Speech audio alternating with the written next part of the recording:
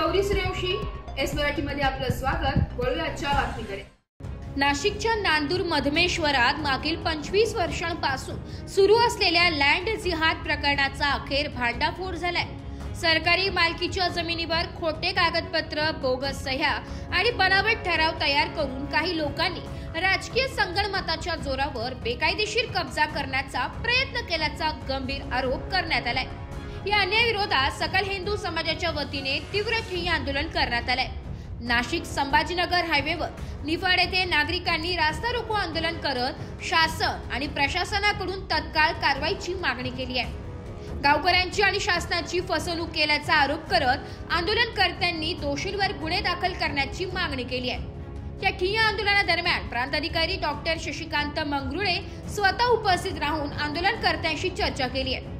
यावेळी त्यांनी या प्रकरणातील दोषींवर कठोर कारवाई करण्यात येईल, उतार्यावर संध्याकाळपर्यंत ट्रस्टचं नाव कमी करून ग्रामपंचायतीचं नाव लावण्यात येईल आणि या प्रकरणातील सर्व संबंधित अधिकाऱ्यांना सक्तीच्या रजेवर पाठवलं जाईल असं आश्वासन दिलंय। प्रशासनाकडून समाधानकारक आश्वासन मिळाल्यानंतर आंदोलनकर्त्यांनी आपलं आंदोलन स्थगित केलंय। या आंदोलनाला आमदार देवयानी फरांदे, भाजपा जिल्हाध्यक्ष यतीन कदम, शंकरराव वाघ, अमृता पवार, भाऊसाहेब भवर तसेच परमपूज्य जनेश्वर महाराज आणि परमपूज्य अनारसे महाराज उपस्थित होते। निफाड तालुक्यातील सकल हिंदू समाज बांधवांनी मोठ्या संख्येने उपस्थित राहून अन्याय झाल्यास आता हिंदू समाज गप्प बसणार नाही, प्रशासनाला इशारा दिलाय।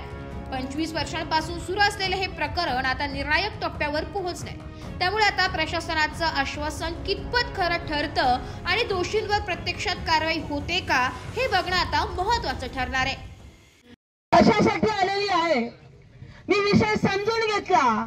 2018 पासून चाललेला हा विषय, ह्या ठिकाणी यांची मुस्लिम समाजाची नांदूर माध्यमेश्वरमध्ये डोकी किती तर म्हणे 150 लोकांसाठी 12 गुंठे जागा, 9 गुंठे जागा कब्रस्थानासाठी आणि 3 गुंठे मशिदीसाठी असताना पुढे परत 55 गुंठे जागा 150 लोकांना पाहिजे कशासाठी?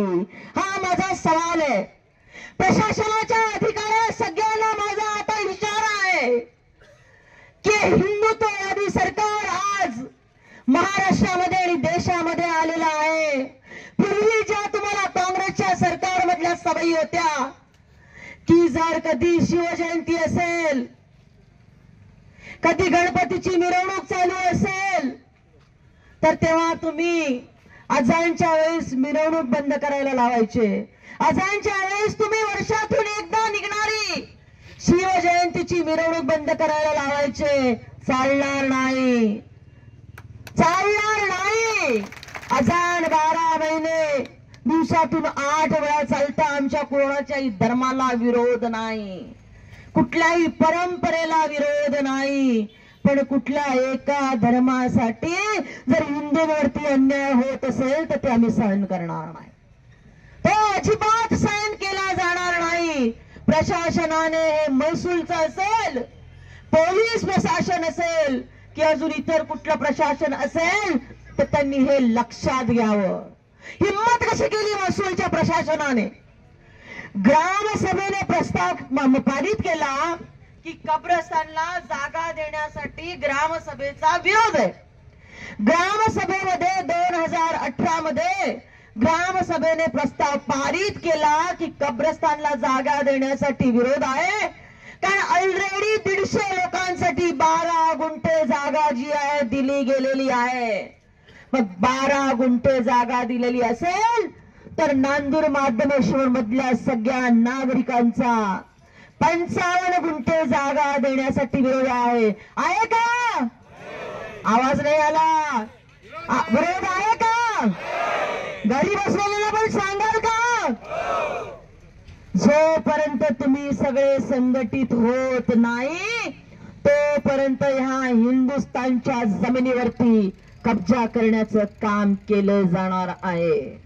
आमच्या कुठल्या धर्माला विरोध नाही, पण धर्माच्या आडून जर ह्या देशावरती घालाघाल करण्याचं काम जर कोण करत असेल तर त्याला आमचा विरोध आहे।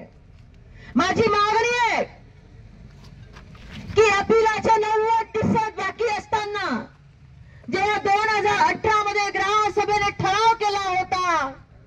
विभागीय आयुक्तांच्याकडे जेव्हा अपील झालं तेव्हा ह्यांनी खोटा ग्रामसभेचा ठराव पारित केला, खोटा ग्रामसभेचा ना हरकत दाखला पारित केला. बरोबर आहे का? केला का? आपण ऑब्जेक्शन घेतलं होतं का विभागीय आयुक्तांकडे? घेतलं होतं. त्याच्यामध्ये ठराव बाजूला काढला. पहा आपले कसे साले हरामी आहेत. आपलेच लोक कसे आपल्याला फसवतात. अशा लोकांना ना गावातून बाहेर काढायला पाहिजे. आयुक्ताला मधला जो उपविभागीय अधिकारी असेल ज्याने ह्या सगळ्या कट कारस्थानाला परवानगी दिलेली असेल, मी लक्षावधी मांडेल.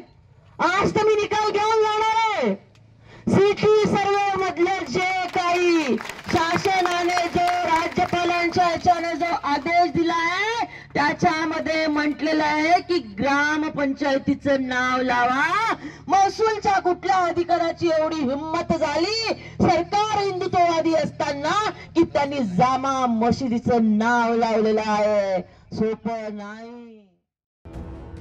एस मराठी न्यूज साठी तालुका प्रतिनिधी शरद लोहकरे, निफाड.